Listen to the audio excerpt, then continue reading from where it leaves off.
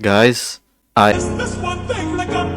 Oshinoko Season 1 really rose to popularity because of the movie-length first episode that dropped, with some fans didn't really like what happened after episode 1. Well, I wasn't that person that only liked the first episode, because I'm not stupid. We all know what most manga readers, including me, was waiting for. That was the stage play arc. And I can't lie to you, it didn't disappoint.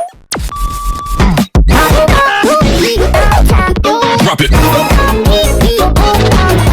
Oshinoko Season 2 was something, to say the least. I was expecting a spectacle of masterful direction for the stage play arc, but to this degree, it was mesmerizing to look at. Now to preface this, I'm just going to talk about mainly the production side, not mainly the content. Of course I'll talk about content sometimes, but mainly animation, because I don't want this video to be 20 minutes long. So yeah. I love the show, by the way.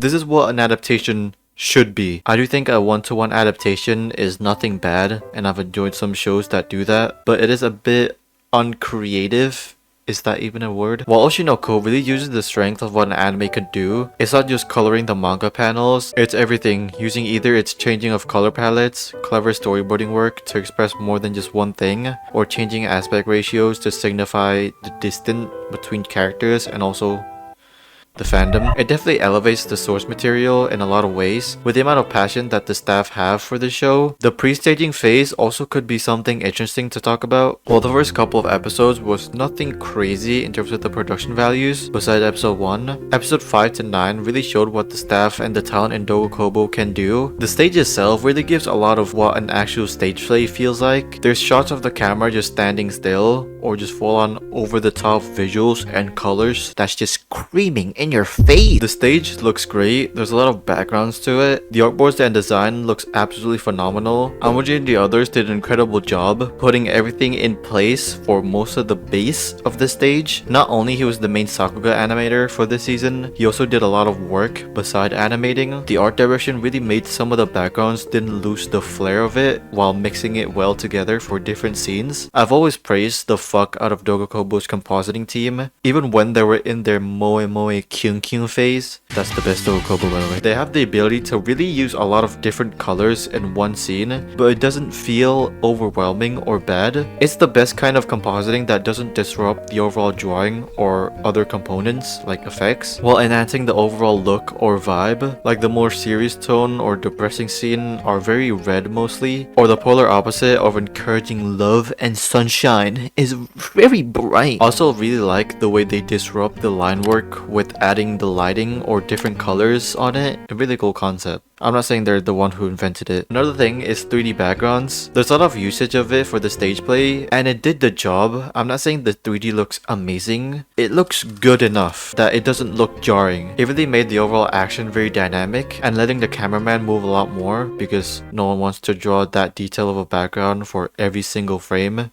That's just too much time. It's apparent that this season of Oshinoko still didn't have the best schedule, but some of the staff really stand out and made some of the best sequences or episodes of the series. There's mainly 3 directors from the main Oshinoko team that did some of the standouts episode on the series. The bald man himself, or series director Daisuke Hiramaki, and the 2 assistant director for season 2, Chiya Nekotomi and Kinuyashu Nishina. While Hiramaki is great and basically shaped what Oshinoko looked and the way it presented itself during the recent episode and helped with episode 8, there's a lot more to be said for these 2. Nekotomi really brought her strength, not just as a director slash storyboard artist, but the main forefront as the color scripter?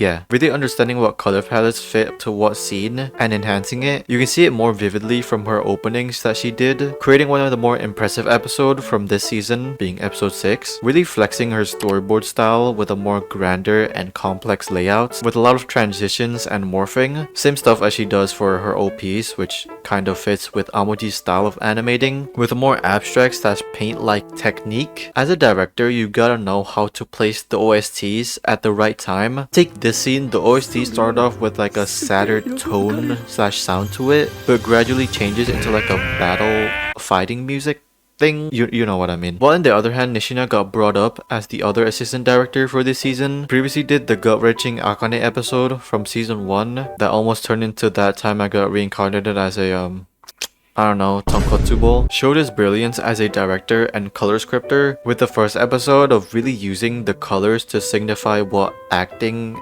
and reality is. His distinct style of directing really emanates a lot of Toshimasa Ishii style with 86. Since Nishina's first time as an episode director or storyboarder, he was trusted a lot to do some episodes for 86, and he definitely learned a lot working with Ishii, either by just watching his boards or corrections from Ishii himself. There's a beauty in Ishii's storyboard that can attract the attention of viewers through his way of storytelling, the overall narrative, or just transitions. It's the same with Nishina with his episodes. He has a great feel of colors, really nailing the vibe of certain scenes, likes to play around with different aspect ratios to put in front more with the narrative or emotional tone of it. And the abrupt cuts, there's something eerie about it that's amazing also. He also loves to play around with the scenery using these blob lights for some sequences, while also his music placements are always great, letting scenes just flow with the music in the background. In the animation side, one of the main saving grace for this project is the character designer Kape. She always tries to do the most and does it really well. You've definitely seen a drawing that got you like, holy shit, I'm cum. There's an inherent beauty from her corrections, while most character designers' job is just to supervise the character drawings to be on model. But for Kape, she wants to elevate the quality so that people can understand how amazing Mango's art is in the manga. Kape is trying to translate that in the anime, but sometimes she does it better in the anime. The character design itself is not the easiest thing to move. There's a lot of line work to it, and accompanying that with the outfit that's very loose, so it moves a lot more from the stage play. But Kapi still chief AD'd or AD'd a lot of the drawing in most of the episodes. Her output is one of the best in TV anime, just from the sheer number of it. Another thing that Oshinoko has a distinct visual appeal to it is the eyes. There's a lot of emphasis on the eyes. Again, Kape wants to make people appreciate Mango's art more, and sometimes the eye are some of the most appealing thing in the show, while the compositing really makes the eyes look even better. While there's a lot of talent on board and in-house animators that deliver some good looking cuts, some of them probably got stuck in the animation director role because tight schedules. I know. Unheard of, right? But the MVP is definitely the action animator, Amoji. With the absence of the main highlight animator, Kenji Sawada, who recently participated in Elusive Samurai, Amoji needed to fill in a big shoe for this season, and he fucking delivered. His first sequence he did, it was one of the more memorable cuts, with his paint-like art style in the first season, really carried the action and made some of the spectacles that this season had to offer, accompanied with mostly Nekotomi's ambitious storyboarding work, with a lot of transitions, and going haywire with the color concepts. Amoji also action directed some episodes, correcting some movement or drawing to make it flow better in some scenes. Of course, I'm not saying it's just Amoji that did everything. People like Danny Cho and a lot of others did their own part in the season, but it's no denying Amoji was a massive asset for this season. With the limitations put in place for the staff, mainly from the tight scheduling, even from season 1, it's evident that the lack of movement was because of that. And in season 2, the content itself was pretty demanding with the stage play, but they just made it through the end of the arc. Episode 9 was finished a day before when the episode aired, and more proof that the assistant director Nekotomi tweeted that this season still did not have the best schedule. Legit, episode 8 had all 3 directors working together. I do think there was some pacing issues in my opinion. They cut to different stuff, but it felt jarring, like there was a pause, but all in all, it was still great. And episode 9 had some inconsistencies with the movement and drawing quality. Doga's endeavors has definitely shifted. Back then, the studio only picked up shows that's more moe slice of life-ish, and the source material is not really that popular. Some of them were probably popular, but not like mainstream worthy popular. Another thing is the animation side. Most back then, they definitely had a bar of quality that most people would expect from Doga Kobo. That is the very bouncy and expressive character acting. I'm not saying they don't have it now. Their shows are mainly not action oriented, so character acting is the name of the game. But the brand that they build up kind of fell off because they are now picking shows that are very apparent that it is meant for the popularity of it. I'm not saying they're not passionate with their projects now. It's more so that the conditions in the studio right now, for a smaller studio compared to the big hitters, producing 4 to 5 shows in a year with an above average production, not like a Studio Engi type beat,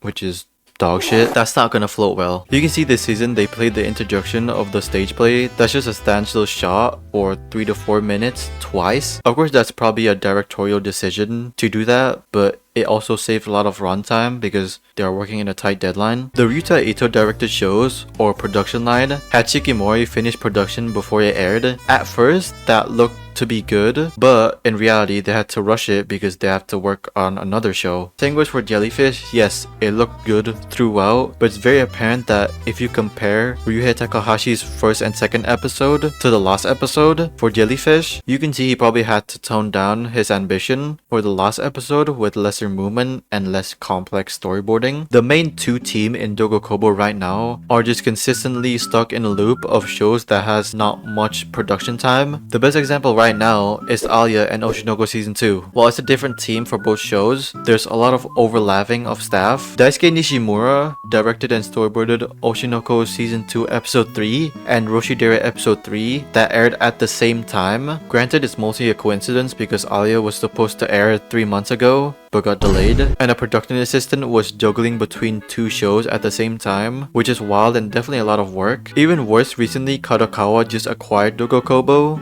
I mean, guys, Kadokawa is such a good company, right?